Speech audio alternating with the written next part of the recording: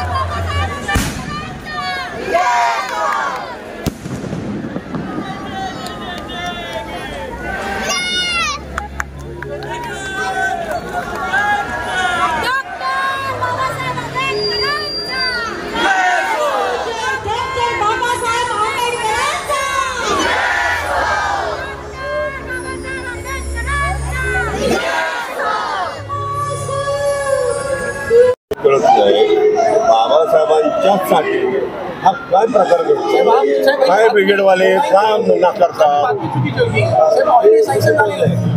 मला डीएमसी म्हणाले की 3-4 दिवसापूर्वी हा इश्यू झाला होता. फायर ब्रिगेडवाल्याने 1988-89चा GR घेतला. 89चा GR बनवला. ते राष्ट्रपती, मुख्यमंत्री, महापौर यांचे शिवाजी तर मग आतापर्यंत का देत राहिले? डीएमसी मला म्हणाले 3-4 दिवसापूर्वी एमसी आले होते.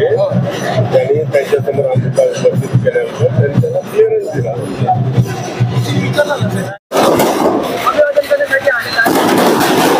भारतीय घटनेचे शिल्पकार महामानव डॉक्टर बाबासाहेब आंबेडकर यांच्या जयंतीनिमित्त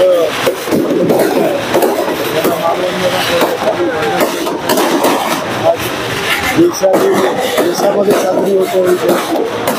आज इथे समक्ष करण्यासाठी अमित शहा आणि इतर जनता आलेली आहे.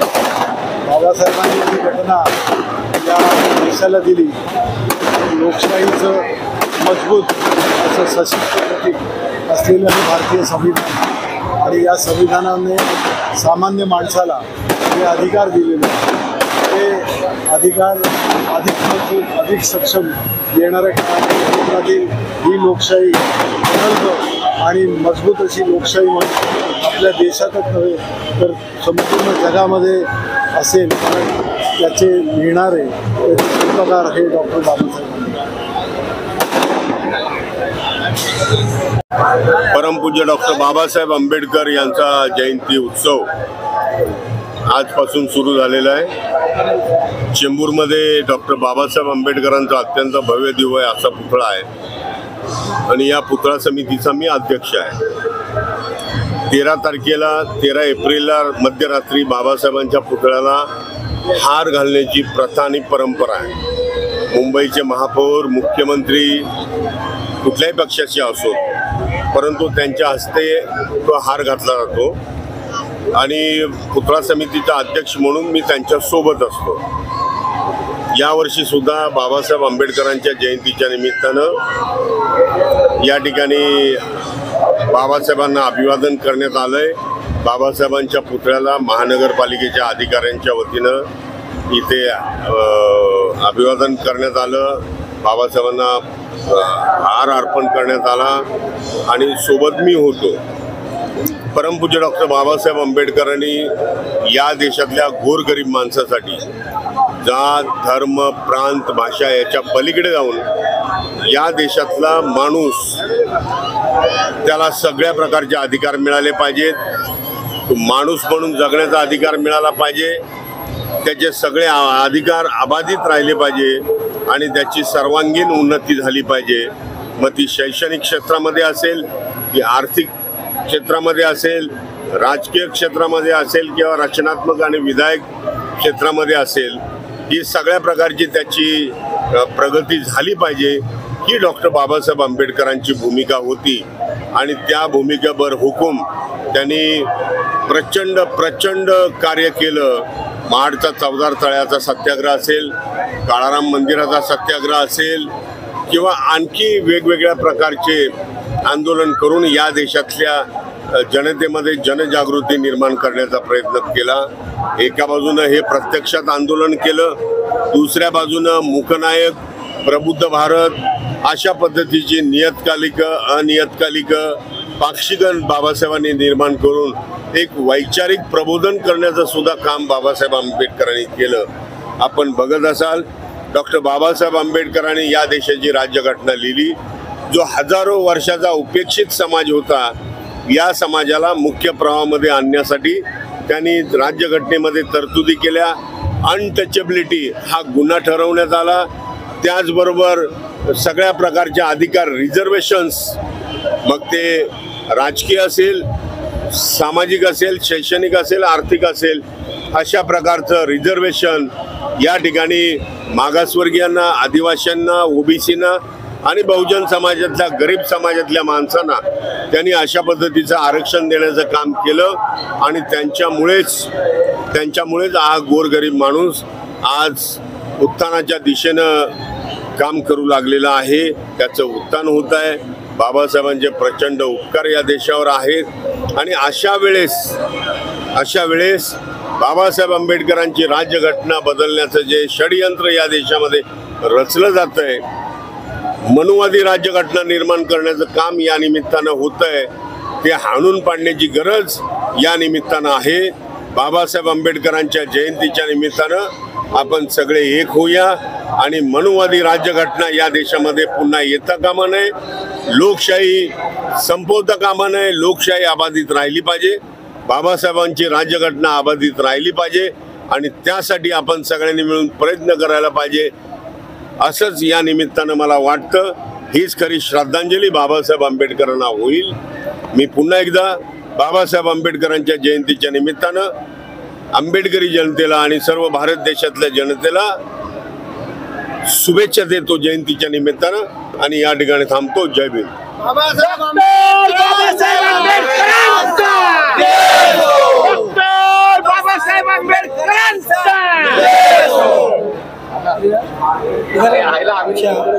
इधर पीछे आओ ना साथ। मी भारताच्या सर्व तमाम भीम सैनिकांना 133व्या जयंतीनिमित्ताने सगळ्यांना बाबासाहेबांच्या जयंतीनिमित्ताने हार्दिक शुभेच्छा देते। जय भीम।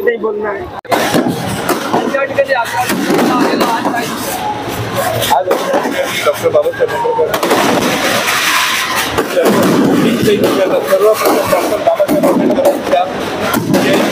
लाख लाख शुभेच्छा। गेल्या 2 वर्षापासून कोरोना असल्यामुळे आपण जयंती थाटामाटात साजरी करू शकलो नाही, पण आता आपल्याला करोना नसल्या कारणामुळे ह्या वर्षाची जयंती डॉक्टर बाबासाहेब आंबेडकरांची जयंती खूप धडाक्यात आपल्याला बनवता येईल। तरी मी सर्व भीमसैनिकांना पुन्हा एकदा जयंतीनिमित्त लाख लाख शुभेच्छा। जय भीम। वर्षी अभिवादन करतोच आणि आज सर्व जनतेला आज मी बाबासाहेब आंबेडकर जयंतीनिमित्त सर्वांना शुभेच्छा देतो। भारतीय घटना शिल्पकार परमपूज्य डॉक्टर बाबासाहेब आंबेडकरांचा परमपूज्य डॉक्टर बाबासाहेब आंबेडकरांचा साहेब, आज बाबासाहेबांची 133वी जयंती आहे, तमाम भीम सैनिकांना काय सांगू? बाबासाहेब हे सर्वांचेच आहेत, आदर्श पुरुष आहेत। संविधान त्यांनी लिहिलं आहे, माणुसकीचा धर्म त्यांनी शिकवला आणि आज त्यांची जयंती आहे, त्यामुळे त्यांचं जे संपूर्ण जीवन आहे ते एक प्रेरणास्रोत आहे। आणि तुम्ही पाहत असाल की संपूर्ण देशामध्ये, जगभरामध्ये संपूर्ण भीमसैनिकांचा उत्सव आहे। मी भीमसैनिकांना खूप खूप शुभेच्छा देतो आणि त्यांच्या आदर्शावर चालण्यासाठी आपण सर्वांनी प्रयत्न करूया, एवढंच सांगेन। मानव जातीसाठी अतिशय उत्कृष्ट आणि आनंदाचा क्षण असतो की डॉक्टर बाबासाहेब आंबेडकरांचा जन्मदिनी त्यांच्या जयंतीनिमित्त आम्ही सगळे इथे उपस्थित राहून सर्वांना शुभेच्छा देण्याचं काम करतो, बाबासाहेबांच्या विचारांना आणि बाबासाहेबांना अभिवादन करण्याचं काम करत असतो। अतिशय हर्षाचा, अतिशय आनंदाचा आमचा हा सण आहे आणि तो क्षण आज आम्ही एन्जॉय करायला इथे आलो। आपल्या माध्यमातून फक्त आम्ही जातीयवादी सरकारला एक विनंती करू की राजा हो, उद्या 14 एप्रिल आहे, बाबासाहेब आंबेडकरांची जयंती आहे आणि जयंतीसाठी दर्शन घ्यायला पूर्ण मुंबईमधून लोक वेगवेगळ्या भागातून मुंबईमध्ये विशेषतः चैत्यभूमीला येत असतात। आणि अशा परिस्थितीमध्ये तुम्ही जातीवादी विचार वाढवण्यासाठी जो मेगा ब्लॉक उद्या ठेवलेला आहे तिन्ही लाईनवरती, तो उद्या मागे घ्या आणि आंबेडकरी अनुयायांना बाबासाहेबांचं दर्शन घेण्यासाठी फुकट नको, फक्त मेगा ब्लॉक मागे घ्या आणि तिकीट घेऊन दर्शन घेऊ। तमाम भीम सैनिकों को हम लोग आज के दिन 133वीं जयंती को हार्दिक शुभेच्छा दे रहे हैं और सबको एक ही चीज निवेदन कर रहे हैं कि ये लोकसभा का इलेक्शन है और इस लोकसभा के इलेक्शन में भाजपा को सत्ता से रोकने के लिए सारे सेकुलर वोट को इकट्ठा होकर वंचित और मुस्लिम जो भी है बाला साहब अम्बेडकर साहब के नेतृत्व में एकजा होके एक जगह वोट करके और वंचित बहुजन के आघाड़ी के उम्मीदवारों को कामयाब करें, ताकि संविधान में जो भाजपा की चेंज करने की कोशिश है उसे नाकाम करें।